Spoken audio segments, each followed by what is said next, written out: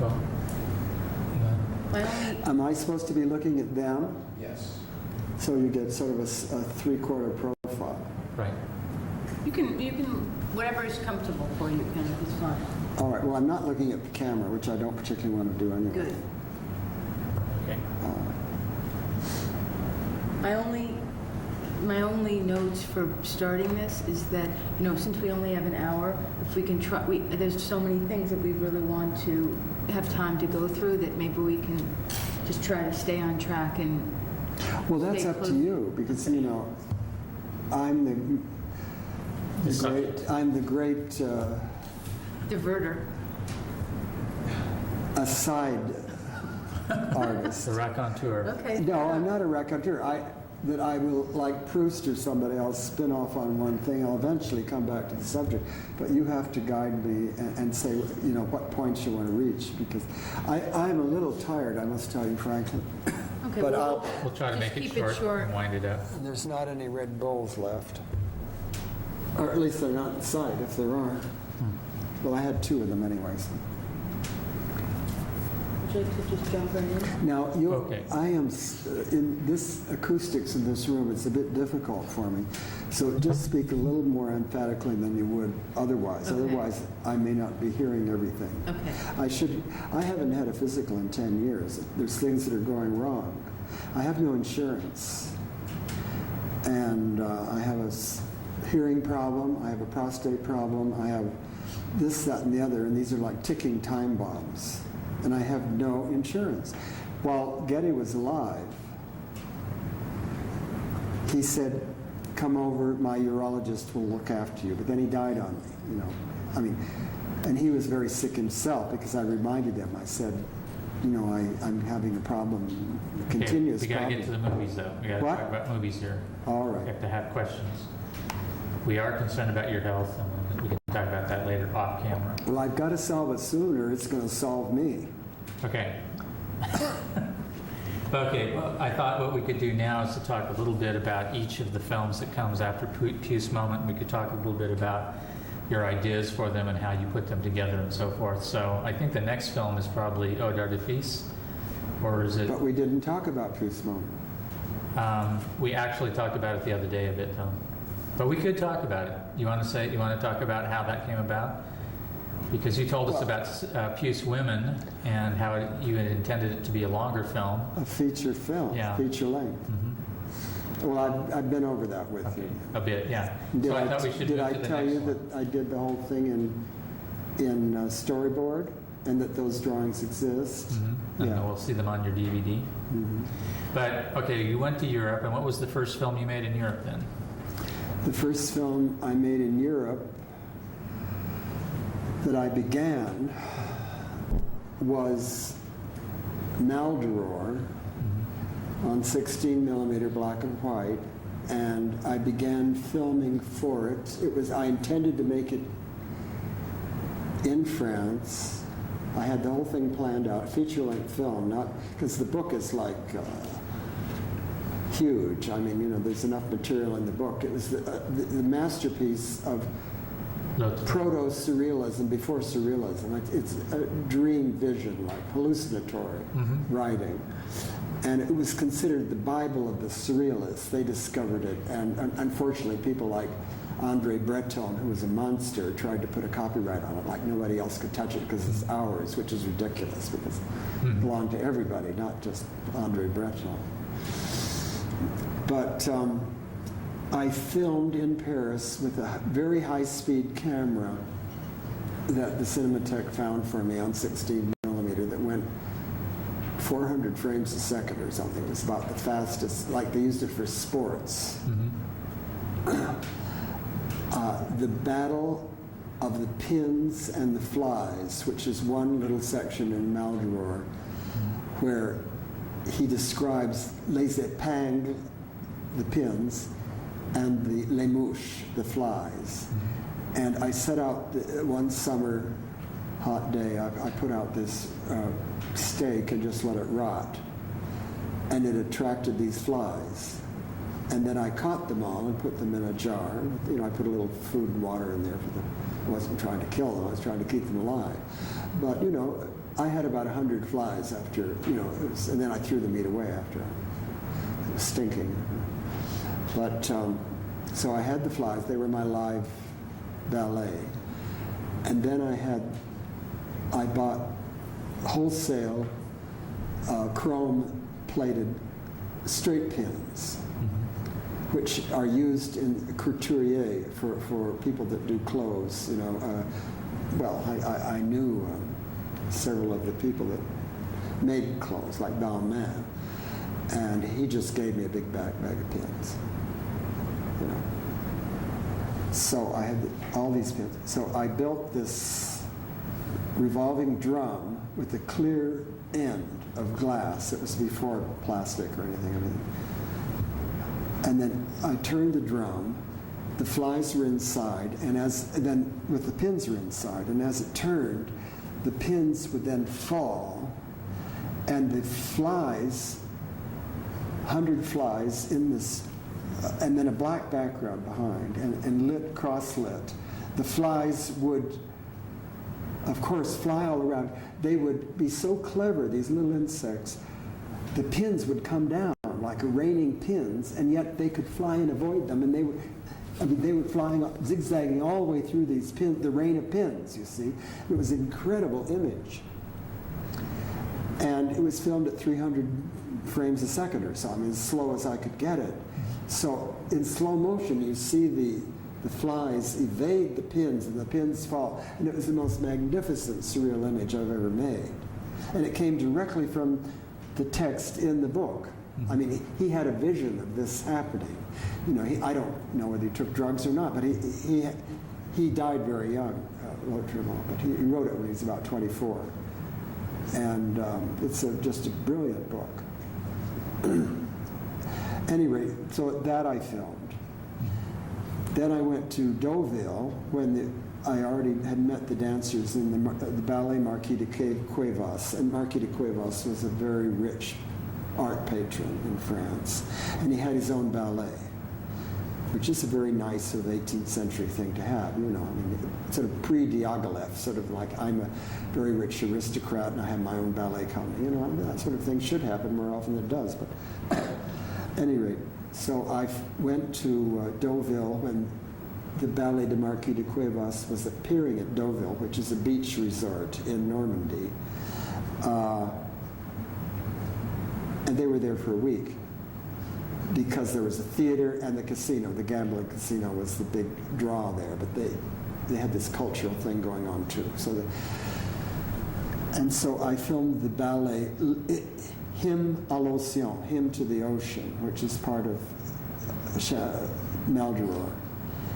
And they were dancing on the waves, the dancers, who were practically naked. I mean, you know, they wore a little string bikini or something. Wonderful kids. And dangerous too. You know, if they had missed, they knew how far to jump so they'd land on another table. We buried these tables in the sand, put sandbags so they wouldn't float off. Then they had to jump from one table to the other, the way only ballet dancers can do, and land on the table and not go over the edge. They could have broken their ankle or anything. You know. But they calculated the distance, you know, and everything. And the tables were invisible because they were about 6 inches beneath the water surface.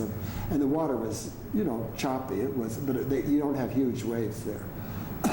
You just have sort of choppy waves, and it goes all the way out to the horizon. And so I filmed fragments of the Dance of the Ocean there, the Hymn à l'Océan, and other things I was going to film right out and take an ocean liner across and film way out at sea, you know, I mean, images of waves and things, you know. But then the money ran out. I had no more money, I mean, you know, but I got those fragments, and they're stored at the Cinémathèque in France, I guess. I don't know. I haven't seen them for years. But, and I was filming in black and white. I really wanted to do it in color, but these were in a sense like tests. I could go back and redo it in color if I could. So that was like 1950. Then I had this wonderful opportunity through the, well, I also filmed the same year the study film for See, everything happened in 1950. It was like one opportunity after the other, exploding like trick party favors. I mean, most of them didn't work out. They were just like a big bang of nothing because didn't have enough money to follow through. But that same year, Cocteau gave me permission officially to film his ballet, Young Man in Death, Jeune Homme à Mort, with Nathalie Philippard and Jean Babylay. And I filmed the 16mm black and white study for it in the dead of winter in Babylay's garden behind his house in the 16th arrondissement. And instead, at the end of the 20-minute ballet, the painter is jilted by his model, hangs himself from a garret in this garret thing. I mean, and Babylay was so strong that it was faked on stage that he would put the rope around his neck and then tip over the chair and hang in space. But he was hanging, his arm was behind the pillar that was in the garret, you know. It was a wonderful stage effect. With the chair tipped over, and then his leg would twitch, you know, like a hanged person would do, these reflexes. And then Death, who's the same girl, only with a death mask and stilts. The walls fly away and marches over this Vakovich miniature set of the rooftops of Paris in 1925 with the Eiffel Tower flashing in electric lights Citroën to advertise the car company the way it did then. And this mysterious word Citroën would keep flashing over and over. So she comes with these huge stilts like this, and very dangerous because if she fell over, she'd break her leg. She, you know, to walk with stilts is not easy, but particularly when you're in a gown and dress. She was dressed like Death, and she had a death mask. And so she comes over across the roofs, floating, and then embraces him, and then puts the death mask, takes it off her and puts it on him, and that's the end of the ballet. And you know, I filmed all that in the garden, and instead of the garret thing, he did it on a trunk of the tree in the backyard, see. But I never could find the money. I wanted to film it on 35mm Technicolor, and everybody said it's just too expensive. Why don't you do it in black and white? Or I said, no, I don't. I want to do it in color. And you know, it was just so frustrating. And I've always wanted to work on 35mm. The only film I've made on 35mm is Rabbit's Moon, La Lune de Lapin, and that's only because the French Cinematheque gave me the raw stock. It was left over from a Russian project for UNESCO, and it was the same emulsion on 35mm black and white negative as Ivan the Terrible. And the Russians had brought it with them. It was quite a slow but very fine-grained, beautiful negative, and you know, 35mm black and white negative. And they gave me about 6 cans of it. That they said, well, there's no point in us carrying this back to Russia. We'll give it to the Cinematheque, and then they can give it to the American, because they knew about my project. And I loved being friendly with people like the Russians at a time when we were supposed to be enemies, you know, and meeting on neutral ground, like in Paris. As artists, we could communicate, see. And I didn't feel like I was betraying my country or anything, because there was no point, you know, for artists to be mad at each other. And besides, you know, I had all my Russian gods like Podovkin and Eisenstein and so forth. You know, I always felt very close to Russia during that explosive period of creativity. Did you have a script for Lune de Lapin? Oh, of course. I always have worked with a very secret, very private script that were basically storyboards, because it's visual. Mm-hmm. I wouldn't try to describe a scene like in writing. If I described a scene in writing, it would go on for 10 pages. I could make a little script that was like a memo to myself. Mm-hmm. And some of them were quite finished when it was something that I felt I had to show to somebody else to try to get some money. But if it was just for myself, it would just be almost like a little abstract scribble that would show, it was like shorthand. And they were, you know, and this is from my Hollywood background and knowing about storyboards and knowing that you should try to think it all out ahead like Hitchcock. I knew all about Hitchcock and everything. It wasn't, I was a pretty hip kid. I didn't, it was nothing like, I was never naive, which is maybe too bad for me because I missed something too bad. Well, okay, where did you get the idea for the film in a sense? I mean, it was Which film? For Lune de Lapin. Because, I mean, you have a sort of a silent, almost a silent mime figure in it who's like a Deborah character. Well, I had seen one of my favorite films, but I saw in America about 10 times before at the Esquire Art Theater before I went to France. I used to go to all of their French films, and that's how I perfected my French, listening to the soundtrack. Sometimes I'd go to after school, I'd go to 6 o'clock show at the Esquire, then the 8 o'clock, and then I'd stay for the 10 o'clock. And the last two shows, I'd watch the picture for the first time. And this is films like Carnet du Bal or Jour Célèbre, I mean, all these classics. I would then close my eyes and just listen to the soundtrack for the last 2 times, and it would be like a French lesson. I could picture what I was seeing. I'd peek every now and then, but most of the time I just listen. And it's a very good way to try to get in the language. And I was listening to the very best actors, people like Louis Jouvet, all of these great voices that they had. And the film also, I mean, it resembles in a way some of the... So I had seen, let me finish. Yeah. I'd seen many times Les Enfants de Paradis, and I just adored Arletty, and I adored Jean-Louis Barrault, who I later met. And of course, the Pierrot scene and the Commedia dell'arte scene was, I said, I just felt an immediate affinity for it. And I'd already known about the Commedia dell'arte from books, because my grandmother had a book on the Commedia dell'arte. I knew about Pierrot and Harlequin and Columbine and all these figures, very simple, like images of the Harlequin is the devil figure. Pierrot is like the gullible, innocent, a little bit like a nerd in many ways, but which is a comic figure, classic. It's both comic and tragic. And Columbine is never going, she teases him, but she's never going to love him because she's a projection of Harlequin, you see. And Harlequin will always take her away. And poor Pierrot will always be left alone. Like Pierre Lunaire, it's very sad, the Schoenberg thing. And all he has left is the moon, you see, which is always out of reach.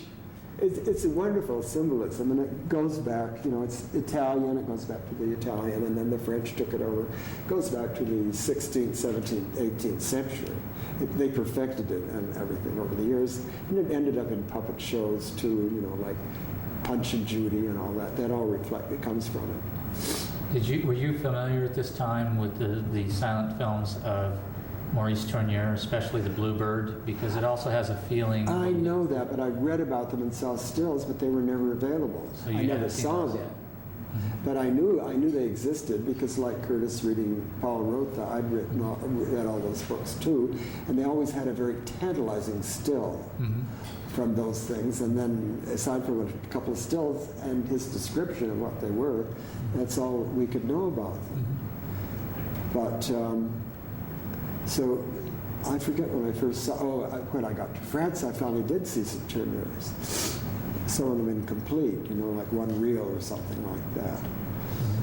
But anyway, when I got there, I met these dancers at the School of Mime, which later was like taken over by, who's that guy that toured America later on? Marcel. Yeah. But this was before him. And it was like, it had been there 100 years. It was like at the traditional school. And I went there and explained my project, that I wanted to make this little project. And I had to do it in 4 weeks because Pierre Bramberger had given me the right to use his studio only for 4 weeks during August when they closed up everything in Paris. And he said, but after 4 weeks, it's like Cinderella's in the Cinderella story, everything has to be back in place. It'll be turned into a pumpkin. The coach, in other words, everything has to be cleaned up, and you have to be out of here in 4 weeks. He didn't want to come back and have a big mess, and so it was I had to build a set in 4 weeks. They agreed. The students in the school had agreed to work with me for nothing, and we made our own costumes. They didn't have any, the traditional costume, but I showed them the pictures, and we got the, and many of them were just sort of pinned up and back. They were, they looked pretty good, but they were all kind of improvised very quickly, and there were only 3 costumes. Oh, but I think I rented the Harlequin. I mean, that was there were places you could rent costumes, but anyway, I found the 3 costumes. I had the actors. They agreed to work with me. And by the time the set was built, that took me about 2 weeks to build the set of the miniature trees built in perspective, a completely artificial forest made of branches, and I had to cut out 20 at a time the tracing paper leaves. They were made of tracing paper, which is that white kind of paper. So every leaf was pasted on by hand. And the thing was black with silver highlights, and I was inspired by the idea of a set once that von Sternberg did for a film that he abandoned with Grace Moore, where he had a set of a forest that was all silver, like the typical von Stroheim thing. I think Love Me Tonight, I think. At any rate, so we only had about a week left by the time the set was built. The lights were in there, and the son of one of the greatest cinema directors who was Russian, white Russian, working in silent films in Paris, Turjansky. His son, who was also called Turjansky, agreed to be my 35mm cameraman. So I had a cameraman, I had the actors, I had everything. I just was running out of time. It was like a hourglass with the sand going through. And so I told the kids, I said, look, we have 4 days left. We're going to have to work day and night to get this done. And they agreed to do it. And I'm used to working all night. I can go at that age, I could go for 2 weeks without sleep. And particularly my Columbine, they were like in a drugged state from lack of sleep. But we did finish. And the theme of it was like, we had the rabbit there, and the rabbit, I hate to tell you this, but it died on the last day of shooting. I said, well, it's over, it's dead. So, that was our main problem. I could have got out and found another rabbit, because these were rabbits to eat. They eat them in France, and they sell them live in the shop. And you see these cute little things. It's almost as bad as the puppies they sell to eat in Korea. They eat dogs in Korea. That's why so many dogs disappear in L.A. They're kidnapped by Koreans that take them home and eat them. And how long did it take you? It's true. It's not... I believe it. All right, let's get focused though. How long did it take you to edit the film? Well, you see, I was just exhausted after this, because I really had pushed I wasn't taking any drugs or anything at that time. I just pushed myself. I hadn't slept for about 6 weeks, and I'd done so much myself. See, I always had this idea I could out Wells. He was always a challenge to me, because he was a great inspiration. Like, I heard the first direct broadcast of War of the Worlds, and I never was fooled into thinking it was a real news broadcast, because it said I turned in every week for Mercury Theater, and I knew it was and it said Mercury Theater Presents. I knew it was a play. I never thought it was I thought it was clever to update it. It was supposed to take place in the 19th century in England. But, but Orson, I never saw any of his Broadway plays, but I read all about them, Faust and all these things that he did when he was just a kid, practically, and he played with Catherine Cornell and at the Irish Theater and all that. I just studied his career, and I said, well, I'm going to outdo him, because I'm not only going to direct, I'm actually going to make myself my sets, not hire some great Hollywood set designer like he was able to do. And so I was I was doing everything, except not acting in it. I was behind the camera, at least on Rabbit's Moon. But Then I gave the film to the Cinematheque because they, it's film storage, they stored it. And I ran out of money again. I mean, it was something like the negative was being held in hock by the lab but finally the Cinematheque paid it off. So the negative, I had the work print on 35 millimeter, nothing on 16. But finally, the negative was paid off by the lab, and Mary herself paid, and it was like thousands of dollars. It wasn't like, well, maybe $1,000. It wasn't like little 16 millimeter lab expenses. So 35 millimeter becomes expensive, whatever it is. And so I said, well, I'll pay you back, Mary. She says, don't worry about it. Even though I knew it was difficult for them because they were running up huge debts all over town. They suddenly, they wouldn't pay their restaurant bills. They always ate in the best restaurants. Sometimes the bills would pile up. The Cinémathèque Française bill would pile up for 3-4 years. And you could see the sweat on the maitre d's head when they'd walk in, because they didn't dare refuse them. These were the government people, This was the most eccentric part of the French government. Nevertheless, it was the French government. And, the maitre d' would just tremble. And Langlois would always order the most expensive things you could possibly think of, like quail, and, had wonderful taste in food. But he got like Sidney Greenstreet. He and Mary both loved to eat. Okay. Editing the film. All right. How long? When did you edit it, and how long? Well, I finished the film more or less, and then I had to clear everything out when Barbachet came back, and the last days were just absolutely hell, because everything had to be moved out. Everything was then stored at the Cinematheque, including all my artificial trees, because I really didn't finish. There were 2-3 shots. I said, well, we can set up this someplace else, but we never did. So I had to go with what I'd actually filmed in his tiny studio, which was a room about this big, only square-shaped. It was called the Studio del Pantheon. It was behind the Pantheon on the left bank.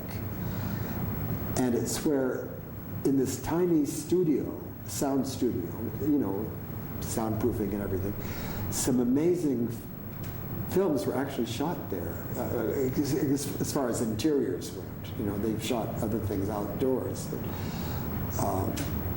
I could name 3 or 4 titles of classic French films where scenes were shot in that tiny thing. But at any rate, I got through it just barely. I didn't break any of these lights, or I didn't burn the studio down, anything that could have happened. The poor rabbit died. And I said, look, it's fresh rabbit. And so Columbine said, we'll have a nice stew. I said, are you sure we should eat this our friend? And she said, well, it's better to eat it. It's fresh. It's better to, things die. It died of a heart attack. We scared it to death. I mean, I feel guilty about it because we threw a dummy down from where Pierre jumps from the moon in the last scene. We had this dummy dressed in the costume. And it was supposed to land right next to it didn't hit the rabbit, but you could see the rabbit jump like this. We scared it to death, and then it died, see, because it just was a shock. They have very sensitive little natures, and particularly anything coming from the sky, because they think of hawks and buzzards and things, birds that will come down. Okay, editing the film. So now you're out of the studio and you've shot your film. Well, and the Cinematheque has my work print. They have finally the negative, which is paid off. Okay, I went to Italy then and shot Ode Artifice with another project. Before you edited Lune de Lapin. Well, I did it. I had a rough 35 millimeter assembly. Mm-hmm. Okay. Well, a lot of turmoil happened at the Cinematheque. When I came back, I said, well, I'd better finish it, even though scenes were missing. I said, it'll be shorter than I meant it to be, but I still better finish it because, quite a bit of money had been sunk into it just through developing this 35 millimeter and making work prints and all that. It cost several $1,000s just of not my own money. It was the Cinematheque money, and I felt guilty about this. Well, Okay, they couldn't find it. It disappeared for years. They said, well, it should have. Do you think anyone stole it? No, it couldn't possibly have stolen it. But it disappeared in the Cinematheque for 20 years. And 20 years later, I got a call from Mary Mercer. She said, guess what? We found your film 20 years later. And it was in a rusty can that had rusted together, where the lips had rusted, all brown on the outside. The label had come off. Inside it was pristine and intact, because the fact that it had rusted solid, it had just frozen it inside. It was not decaying or anything. And this is nitrate film. I think it was 1950. From Russia, I think it was nitrate. I've still got it in storage, but I'm not quite sure what it was, but it was 35 millimeter anyway. And so then, with that much lapse of time, then I finished my cutting and put the music to it, and that's the way it was released. Did you do that work in France or here? Or where did you actually do the editorial work on when you finally got the film back? Oh, in Paris. Paris. Yeah, I did all that. But then I was still working on it back in America. Because I went back to America. Well, yeah. In other words, I had the 35 millimeter negative, and I had to get that converted to 16. So you did a reduction? Yeah, and that was done in New York. It wasn't done in Paris, the reduction work and everything. So I have a duplicate 16 millimeter negative, which I then worked from, and it was A and B roll, and so forth and so on. You know. And roughly how long did it take you to do that work? I mean, a couple of months. I don't know. I knew exactly what I wanted to do. It wasn't like I was trying one thing and then another.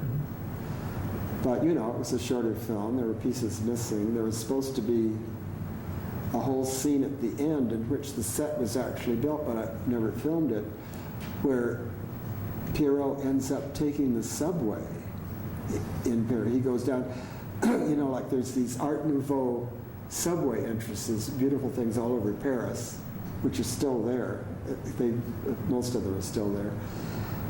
So he takes the subway and he goes down in the subway, and there's this curving poster for Eclipse shoe polish.